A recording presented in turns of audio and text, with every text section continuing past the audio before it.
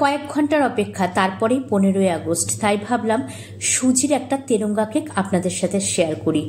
অনেকভাবেই বানানো যায়, কিন্তু আমি যেভাবে বানিয়েছি সেভাবেই আপনাদের সাথে শেয়ার করছি।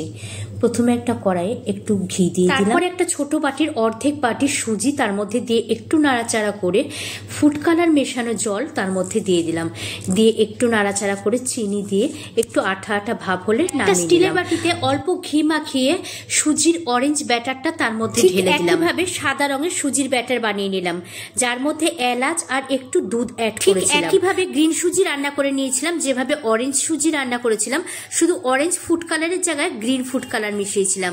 ঠিক একই পদ্ধতিতে রান্না করে বাটিতে অরেঞ্জ, হোয়াইট, গ্রিন পরপর ঢেলে দিলাম, ঢেলে দিয়ে আধা ঘন্টা মতো ঠান্ডা হতে দিলাম। আধা ঘন্টা পরে একটা প্লেট দিয়ে বাটিটা উল্টে নিলাম, আর এভাবে একটা স্টার। এভাবেই আমি আমার পরিবারের সাথে 15ই আগস্ট উদযাপন করলাম। জয় হিন্দ।